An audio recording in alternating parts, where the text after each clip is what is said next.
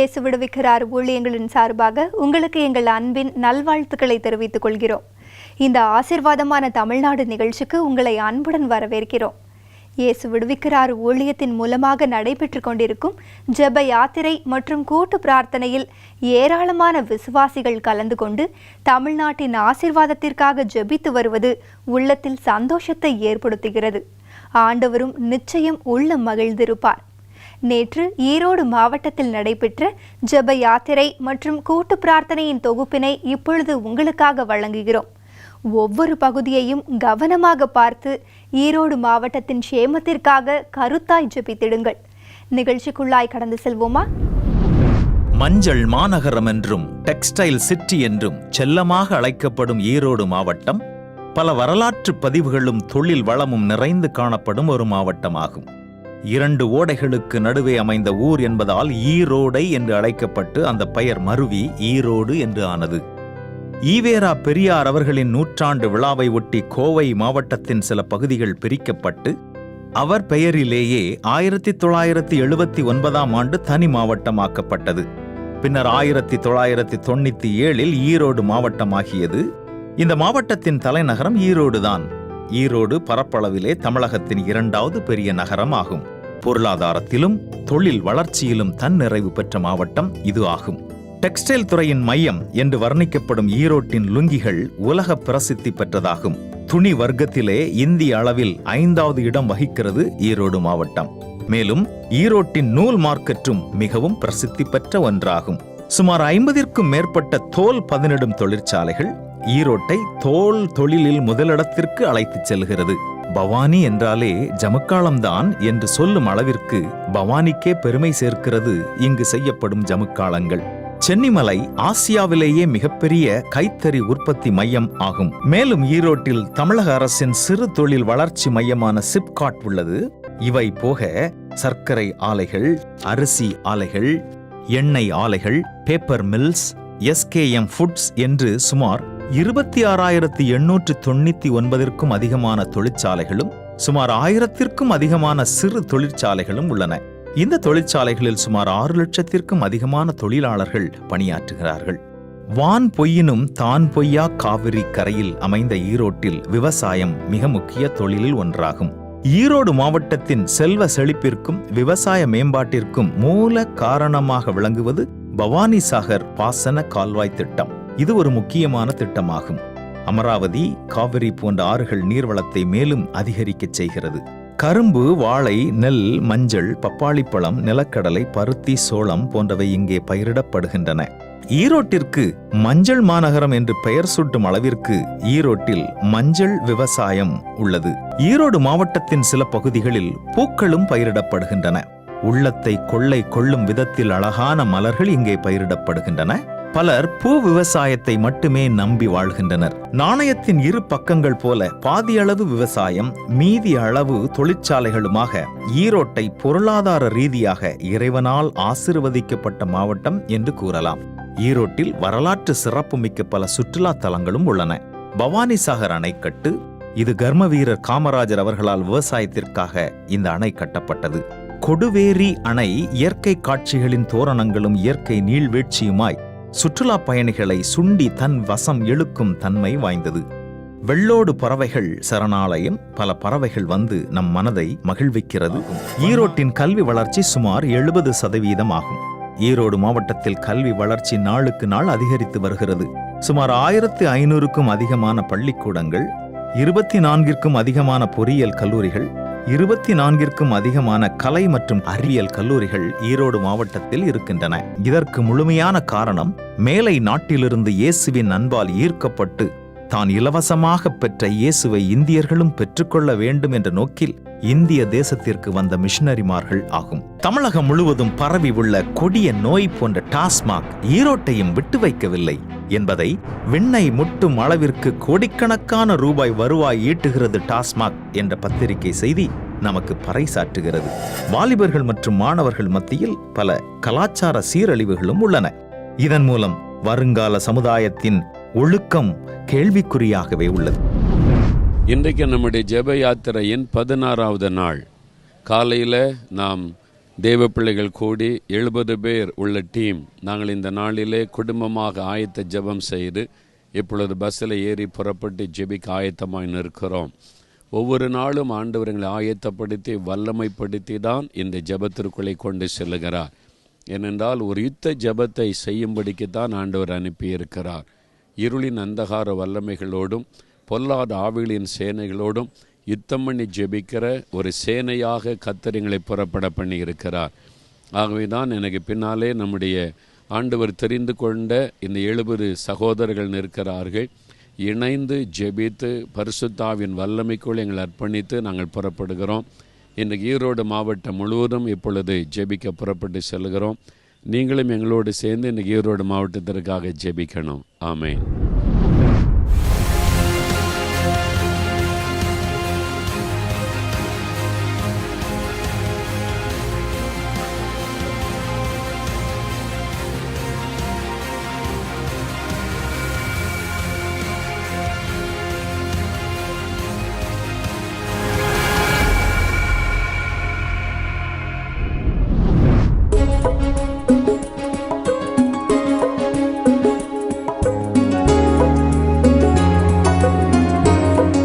நாற்பது நாள் உபவாச ஜெப யாத்திரையில் 16வது நாள் ஈரோடு மாவட்டத்தில் இது நடைபெற்றது.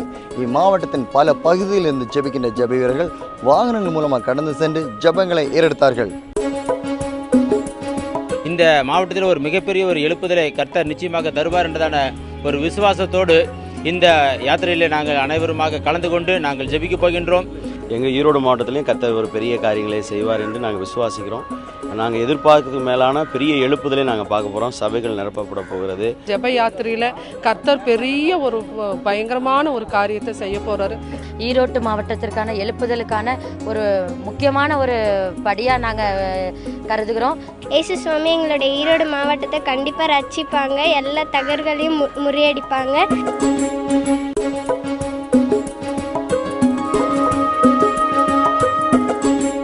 தரிப்பட்டறைகளுக்காக நாங்கள் ஜெபிக்கிறோம் ஆண்டவரே. அந்த தரிப்பட்டறையில் வேலை செய்கிற எல்லா ஆட்களுக்காக, கூலி ஆட்களுக்காக நாங்கள் ஜெபிக்கிறோம் ஆண்டவரே. இரவும் பகலுமாய் கண் விழித்து அவர்கள் பாடுபட்டு சம்பாதிக்கிற அந்த சம்பாத்தியங்கள் எல்லாம் வீணாய் போகிறதே நாங்கள் பார்க்கிறோம். கர்த்தாவே, அவருடைய வாழ்வாதாரங்கள் எல்லாம் ஆசீர்வதிக்கப்படும்படியாக நாங்கள் ஜெபிக்கிறோம். விளைநிலங்கள் எல்லாம் ஆசீர்வாதம் மழையை பெய்ய கர்த்தாவே நீர் கிருபை தரும்படியாய் நாங்கள் ஜெபிக்கிறோம். ஒரு மனமாய் ஜெபிக்கிறோம் கர்த்தாவே.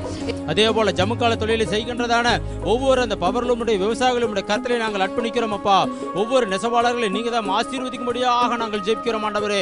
எசப்பா, ஞானத்துல குறைவுள்ள வாலிபர்களை அவியானவரே நீ ஞானத்தால் நிரப்பும்படியாக நாங்கள் ஜெபிக்கிறோம் தகப்பனே.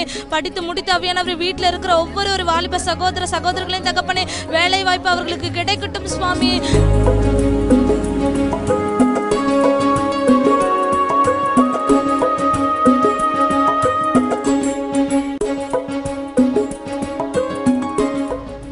மாவட்டத்தில் உள்ள நம்முடைய ஜெப வீரர்கள் இம்மாவட்டம் முழுவதும் கடந்து சென்று ஜெபங்களை ஏறெடுத்தார்கள்.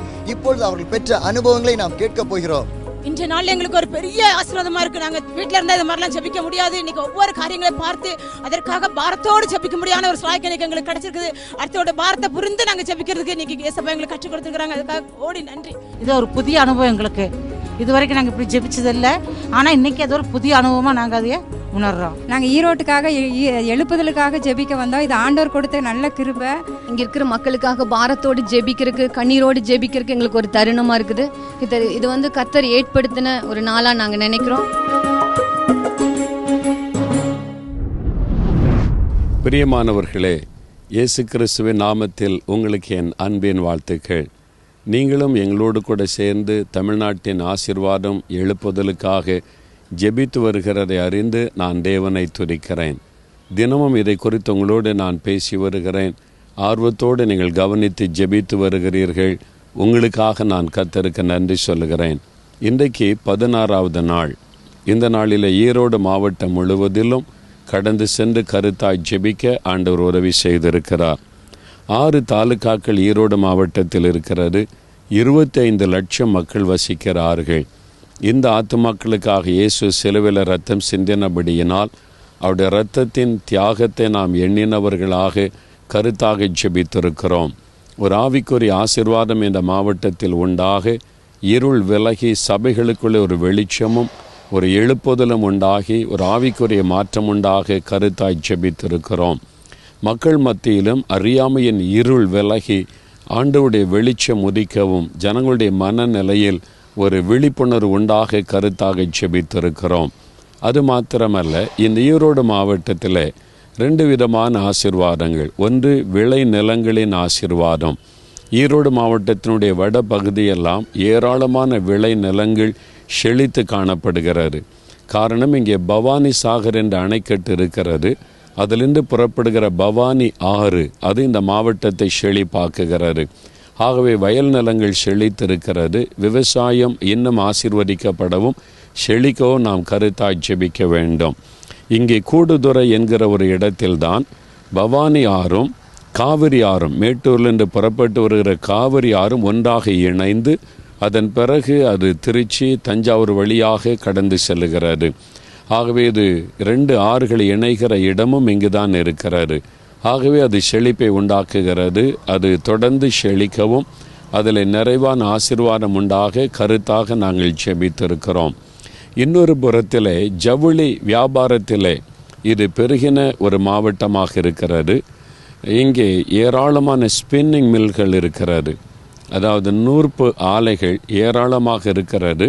கிட்டத்தட்ட 5 லட்சம் மக்கள் இதனுடைய தொழிலை செய்து அதில் தொழிலாளிகளாக பணி செய்து அவருடைய வாழ்வாதாரங்கள் அதில் அடங்கி இருக்கிறது. இதில் விசேஷம் என்னவென்றால், ஈரோடிலே தான் இந்தியாவிலேயே பெரிய ஜவுளி மார்க்கெட் இருக்கிறது. இங்கே தெருக்களிலே அவர்கள் தங்களுடைய தயாரிக்கிற ஜவுளிகளை வைத்து வியாபாரம் பண்ணியே ஒரு வருஷத்திற்கு 4000 கோடி வியாபாரம் நடக்கிற ஒரு இடமாக இருக்கிறது. ஆகவே இந்த நம்முடைய இந்திய அரசாங்கம் இந்த ஜவுளி மார்க்கெட்டை ஆசீர்வாதமாய் நடத்துவதற்கு ஜவுளி வியாபாரிகளுக்கென்று உதவி செய்வதற்காக ஒரு ஜவுளி பூங்காவை இங்கே ஆரம்பித்திருக்கிறார்கள். இங்கே நாம் பார்க்கிறோம் டெக்ஸ் வேலி என்பதாக. இங்கு தான் நம்முடைய இந்திய அரசாங்கம் ஒரு பெரிய டெக்ஸ் வேலி அமைத்து 1800 வியாபாரிகள் இங்கே கடை அமைக்க முடியும். அது இல்லாதபடி ஆயிரக்கணக்கான சிறு வியாபாரிகள் இங்கே வந்து அவங்க வியாபாரம் செய்வதற்கான வழிகளை செய்து கொடுத்திருக்கிறார்கள்.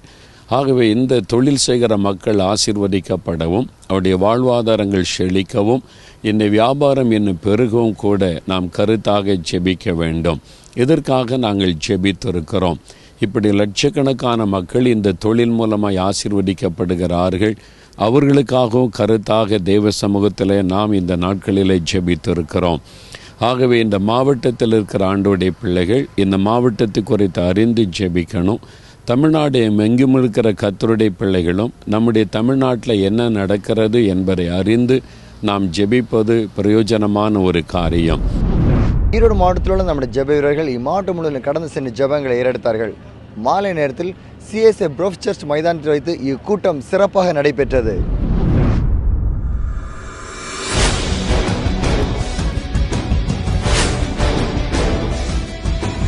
நிச்சயமா இந்த ஜெப மீட்டிங் வந்து ஒரு பெரிய எழுப்புதல் உண்டாக்கும்னு நாங்கள் நம்புறோம்.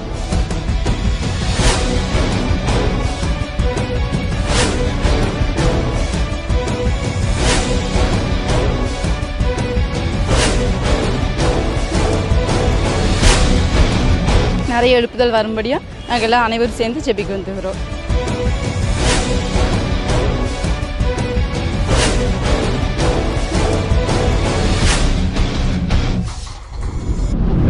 உடன்படிக்கை செய்து நடத்தி வந்தீர், மாறாமல் எப்போதும் காத்து கொண்டீர்.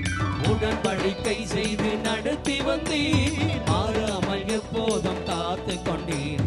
வார்த்தையினால் நீ சொன்னதெல்லாம் கரங்களினால் இன்று நிறைவேற்றினீர். வார்த்தையினால் நீ சொன்னதெல்லாம் கரங்களினால் இன்று நிறைவேற்றினீர். நன்றி நன்றி சொல்வோம் உயிர் உள்ளவரை, ஒன்றும் குறையாமல் தான் நன்றி செல்வரை.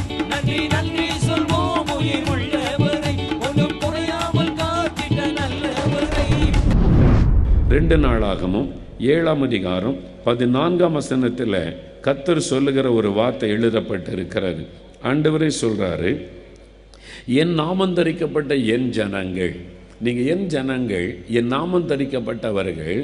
நீங்கள் கர்த்தருடைய பிள்ளைகள், ரட்சிக்கப்பட்டவர்கள், அபிஷேகம் பெற்றவர்கள், என் ஊழியக்காரர்கள், ஊழியக்காரிகள், நீங்கள் என் ஜனங்கள் தான்.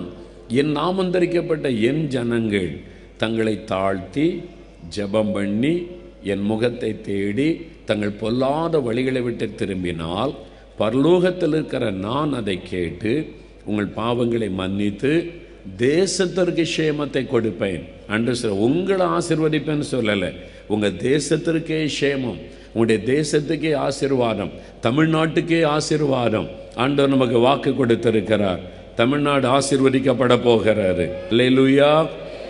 நம்முடைய பாவத்தை நம்ம ஒத்துக்கொள்ளணும். நம்ம சபைக்குள்ளே கூட இந்த பாவம் இருக்கிறது. சமுதாயத்தில் இருக்கிற பாவங்கள் இன்னைக்கு கிறிஸ்தவ மக்களுக்குள்ள சபைகளுக்குள்ள இருக்கிறாரு. ஒரே சபையில் இருக்கிறவங்களுக்குள்ள ஜாதி என்கிற ஒரு காரியம், அந்த ஜாதி பெருமை. நமக்கு எப்போ நம்ம ரட்சிக்கப்பட்டோமோ ஜாதிக்கு நம்ம செத்தாகி விட்டாரு. ஜாதியே கிடையாது. நம்ம எல்லாம் ஒரே இரத்தத்தினால் கழுவப்பட்டவர்கள், ஒரே ஒரு ஆவியினால் நிரப்பப்பட்டவர்கள். ஜாதி உணர்வே நமக்குள்ள இருக்கக்கூடாது. சமுதாயத்தில் காணப்படுகிற பெரிய தீங்கு தமிழ்நாட்டில் ஜாதி என்கிற காரியம், அது பிசாசு பயன்படுத்துகிற ஆயுதம். எவ்வளோ வேதனையான ஒரு காரியம். நம்ம ஆண்டவரிடத்தில் அழணும், எங்களை மன்னியும், நாங்கள் தான் அவங்க அவமானப்படுத்திட்டோம், எங்கள் பாவத்தினால் அவங்க துக்கப்படுத்திட்டோம், இந்த பாவத்தை எங்களுக்கு மன்னிக்கணும் ஆண்டவரே. இந்த சமுதாய பாவங்கள் சபைக்குள்ளே கிறிஸ்தவங்களுக்குள்ளே எங்களுக்குள்ளே இருக்கிறது மன்னியும் என்று சொல்லி ஆண்டவரிடத்தில் நம்மை தாழ்த்தி மன்னிப்பு கேட்கணும். அதுதான் நம்ம பாவ அறிக்கை ஜெபம். அது மாத்திரம் இல்லை, ஒரு முக்கியமான ஜெபம்னு தெரியும். ஆண்டவர் சொல்கிறாரு, நீங்கள் உங்களை தாழ்த்தி ஜெபம் பண்ணணும், என் முகத்தை தேடணும் அப்படின்னு சொல்கிறார். தமிழ்நாட்டில் இருக்கிற 7.5 கோடி மக்கள், அவங்களுக்காக ஜெபம் பண்ணுங்க. பாவத்தின் அடிமைத்தனத்தில் இருந்த மக்கள், ஏன் எல்லாரும் ரட்சிக்கப்பட நான் விரும்புகிறேன் 3வது வசனத்தில் சொல்லுகிறார். எல்லாரும் ரட்சிக்கப்படணும், அதனால எல்லாருக்காக ஜெபம் பண்ணுங்கன்னு ஆண்டவர் சொன்னால் நம்ம எல்லாருக்காக ஜெபிக்கிறோமா? நம்ம ஜெபிக்க தவறுனதுனால தான் இன்றைக்கு சமுதாயத்தில் ஒழுக்க கேடான காரியங்கள் நடக்கிறது. தமிழ்நாட்டை எடுத்துக்கொள்ளுங்க, எவ்வளோ ஒழுக்க கேடான காரியம் நடக்கிறது தெரியுமா? அதனால தான் ஆண்டவர் நம்ம ஜெபிக்க கூட்டை சேர்த்திருக்கிறார். இந்த சமுதாயத்தில் அவ்வளவு காரியம் நடக்குது. நாம் சபைகள் கிறிஸ்தவர்கள் என்ன செய்து கொண்டிருக்கிறோம்? இதுக்கெல்லாம் காரணம் நம்ம தான். நம்ம சரியா ஜெபம் பண்ணா இந்த தீமைகளை கர்த்தர் மாற்ற முடியும். அதனால தான் ஆண்டவர் சொல்லுகிறார், ஜெபிக்குங்க, நீங்க ஜெபம் பண்ணுங்க. நீங்க ஜெபிச்சா இதை மாற்ற முடியும். நீங்க பாரம் எடுத்து அழுது ஜெபிச்சா இதை மாற்ற முடியும்.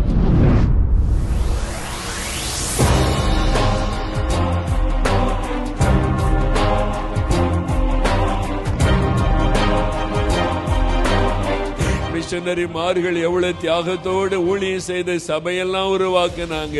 ஆண்டவரே ஆண்டவரே ஆண்டவரே, நாங்கள் சுயநலவாதிகளாய் மாறி போனோமே, சுயநலவாதிகளாய் மாறி போனோமே, எங்களை மன்னிக்க மாட்டீங்களா? ஒரு முறை எங்களுக்கு இறங்குங்க ஆண்டவரே. இனிமேல் நாங்கள் மாறிவிட ஒப்பு கொடுக்கிறோம். எங்களை பரிசுத்தப்படுத்துங்க, எங்களை பரிசுத்தப்படுத்துங்க, சபையை பரிசுத்தப்படுத்துங்க. உங்க ரத்தத்தினால் எங்களை கழுவுங்க. பரிசுத்த ஜாதின்னு சொன்னீரே ஆண்டவரே, ஒரு பரிசுத்தத்தை குறித்த எண்ணம் இல்லாமல் இருக்கிறோமே, எங்களை மன்னிங்க ஆண்டவரே, எங்களை மன்னிங்க. எங்களை பரிசுத்த ஜாதின்னு நீங்க அழைச்சீங்க, ஆனா எங்களுக்குள்ள பரிசுத்தம் இல்லை. எங்களை பரிசுத்தப்படுத்துங்க.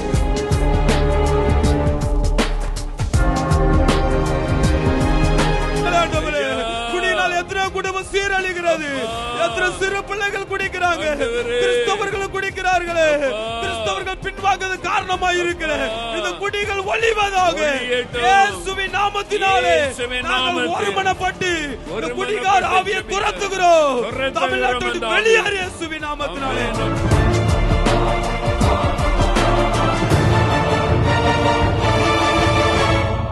ஐயா, வேசித்தனத்தில் அடிமையா இருக்கிற மக்களுக்கு விடுதலை வேணும். ரகசிய பாவத்தில் இருக்கிற மக்களுக்கு விடுதலை வேணும். நீர் விடுதலையின் நாயகன் ஆண்டவரே, என் ஆண்டவர் விடுதலையை உண்டு பண்ணுகிறீரப்பா.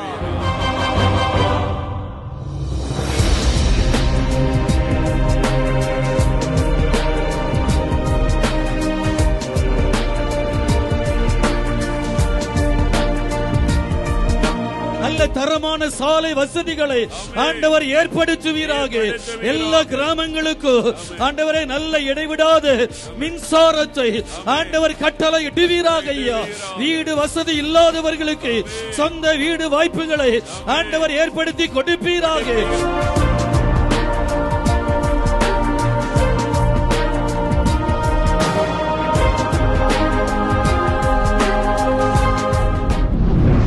ஜெபிக்கிற ஜனங்களை தேவனை அழைத்துக் கொண்டு வருகிறார். ஒவ்வொரு இடங்களிலும் ஈரோடு மாவட்டத்தில் நடந்த கூட்டு பிரார்த்தனையில் திரளான ஜனங்கள் கூடி தேசத்திற்காக மன்றாடி ஜெபித்தார்கள்.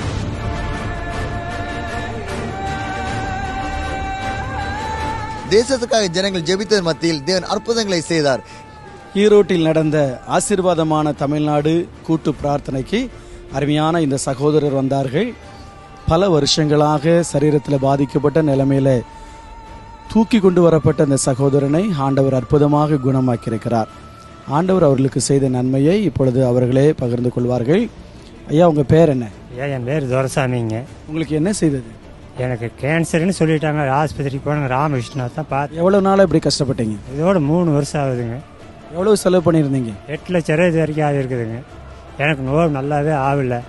வரையில் என்னை ஆமணியில் தூக்கிட்டு வந்தாங்க. இப்போ ஐயா கொண்டுட்டு வந்து இந்த இடம் சேர்த்திருக்கிறாரு. இப்போ உங்களுக்கு நல்ல சுகமாயிடுச்சு? இப்போ நல்லா இருக்குங்க. இப்போ நடந்தே போவாங்க. நிச்சயமாக ஈரோடு மாவட்டம் மாபெரும் எழுப்புதலை காணப்போகிறது. பிரியமானவர்களே, இயேசுவின் நாமத்தில் நான் உங்களை வாழ்த்துகிறேன். ஈரோடு மாவட்டத்தின் எல்லா விவரங்களையும் நீங்கள் தெரிந்து கொண்டீர்கள். அந்த மாவட்டத்திற்காக இப்பொழுது நாம் ஜெபிக்க போகிறோம். இந்த நாளிலே ஈரோடு மாவட்டத்தில் நடந்த ஜெபத்தில் திரளான மக்கள், அந்த மைதானம் நிரம்பி வழியும்படியாக ஏராளமான மக்கள், எல்லா சபைகளை சார்ந்த தேவ பிள்ளைகளும் பல சபைகளை சார்ந்த தேவ மனிதர்கள், போதகர்கள், ஊழியர்களும் ஒரு மனமாய் கூடி வந்து ஜெபித்தது பரலோகத்தை மகிழ பண்ணின ஒரு காரியம். ஆச்சரியமான காரியம் என்னவென்றால், கிறிஸ்தவர் அல்லாத மக்களும் கூட தாகத்தோடு கூட இந்த கூட்டு பிரார்த்தனையில் வந்து கலந்து கொண்டு தமிழ்நாட்டின் ஆசீர்வாதத்திற்காக ஜெபிக்க ஆரம்பித்து விட்டார்கள். என்னோடு கூட இணைந்து கருத்தாக நீங்கள் ஜெபம் செய்வீர்களா? நாம் ஜெபிக்கும்போது பெரிய மாற்றத்தை கட்டாயமாய் காண்போம். நாம் ஜெபிக்கலாம். தகப்பனே, அருமையான இந்த பிள்ளைகளோடு இணைந்து நான் ஜெபிக்கிறேன். ஈரோடு மாவட்டத்தில் இருக்கிற இந்த லட்சக்கணக்கான ஆத்துமாக்களை உம்முடைய சமூகத்தில் நாங்கள் நிறுத்துகிறோம். கல்வாரி சிலுவையில் இவர்களுக்காக நீர் ரத்தம் சிந்தினதையும் நீர் பட்ட பாடுகளையும் நினைத்தருளி இந்த மக்களை ஆசீர்வதிக்க வேண்டுமென்று நாங்கள் மன்றாடுகிறோம். இருளில் இருக்கிற ஜனங்கள் பெரிய வெளிச்சத்தை கண்டார்கள் என்ற வேத வசனத்தின் நிறைவேறுதலை நாங்கள் காணும்படி எல்லாருக்குள்ளும் வெளிச்சம் உதிப்பதாக, இருள் விலகுவதாக, இருளின் வல்லமைகள் இயேசுவின் நாமத்தில் அழிக்கப்பட்டு போகட்டும். உம்முடைய இரத்தத்தின் வல்லமை ஜனங்களுக்குள்ளே வெளிப்படட்டும். பாவ கட்டுகளிலிருந்து ஜனங்கள் விடுதலை பெறவும். மதுபானங்கள், வேசித்தனங்கள், விபச்சாரங்கள், அசுத்தங்கள், தவறான நம்பிக்கைகளில் இருந்து இயேசுவின் நாமத்தில் ஜனங்கள் விடுதலை பெற வேண்டுமென்று நாங்கள் ஜெபிக்கிறோம். ஆசீர்வதியும். விளை நிலங்களை ஆசீர்வதியும். விளைச்சல்களை பெருக பண்ணும். விவசாயிகளுடைய வாழ்வாதாரம் உயர்த்தப்படும்படி ஆசீர்வதித்து நீர் மேன்மைப்படுத்தும். அவளை மகிழச் செய்வீராக. ஆண்டவரே, இங்கே நடைபெறுகிற ஜவுளி தொழிலை கர்த்தர் ஆசீர்வதித்து சின்ன சின்ன வியாபாரிகள், பெரிய தொழில் அதிபர்கள் ஒவ்வொருவரை கர்த்தர் ஆசீர்வதியும். அதை செழிக்கவும் பெருக வேண்டும் என்று நாங்கள் ஜெபிக்கிறோம். ஒவ்வொரு மக்களுடைய வாழ்க்கையிலும் செழிப்பும் நன்மையும் உண்டாகட்டும். அடிப்படை தேவைகள் எல்லாருக்கும் கிடைக்கும்படி கர்த்தர் ஆசீர்வதியும். ஒரு பெரிய சந்தோஷமும் மகிழ்ச்சியும் ஆண்டவரே இந்த பட்டணத்தில் உண்டாகட்டும். இயேசு கிறிஸ்துவின் நாமத்தில் ஜெபிக்கிறோம் பிதாவே. ஆமேன், ஆமேன். நாட்டுக்காக, தேசத்துக்காக, காணாமல் பெண்களுக்காக இந்த மாதிரிலாம் ஜெபம் இது வரைக்கும் பண்ணல. இதுமேல் அதுக்காக ஜெபம் பண்ண போகிறோம். நிறைய பேர் ஜெபிச்சதுனால இதன் மூலம் நல்ல ஒரு எழுப்புதல் வரும் அப்படின்னு நாங்கள் விசுவாசிக்கிறோம். ஒவ்வொருத்தருக்காகவும் ஜெபிக்க கற்றுட்டேன். இத்தனை நாளாக நான் என்னோட ஃபேமிலிக்காக ஜெபிச்சுட்டு இருந்தேன். இந்த இந்திய தேசத்திற்காகவும் தமிழ்நாட்டுக்காகவும் ஜெபிப்பேன். நம்ம எதெல்லாம் சாபத்தில் இருக்கோம், அடிமைப்பட்டு கிடக்கிறோம் அப்படிங்கிற நிறைய விஷயங்களை தெரிஞ்சுக்கிட்டோம். பிரியமானவர்களே, இந்த நாளின் ஆசீர்வாதமான தமிழ்நாடு நிகழ்ச்சி உங்களுக்கு மிகுந்த ஜெப பாரத்தை உண்டாக்கி இருக்கும் என நாங்கள் நம்புகிறோம். இன்று மாலை 6 மணிக்கு சேலத்தில் நடைபெற உள்ள கூட்டு பிரார்த்தனையில் கலந்து கொண்டு சேலம் மாவட்டத்திற்காக ஜெபிக்க உங்களை அன்புடன் அழைக்கிறோம். வாருங்கள், நாம் சேர்ந்து ஜெபிப்போம். நம் தலைமுறையில் ஆசீர்வாதமான தமிழ்நாடு உருவாகும். ஆமேன். அன்பார்ந்த நேயர்களே, இந்நிகழ்ச்சியின் மூலம் நீங்கள் பெற்றுக்கொண்ட ஆசீர்வாதங்களை எங்களோடு பகிர்ந்து கொள்ளுங்கள். உங்களின் தெளிவான முகவரி தொலைபேசி எண்ணோடு சேர்த்து நீங்கள் எழுதி அனுப்ப வேண்டிய எங்கள் முகவரி: இயேசு விடுவிக்கிறார், தொலைக்காட்சி பிரிவு, 4 மாவடி, தூத்துக்குடி மாவட்டம் 628211. தொலைபேசி எண் 046392200022. 24 மணி நேர ஜப உதவிக்கு 046392200000. தேவன் உங்களை ஆசீர்வதிப்பாராக.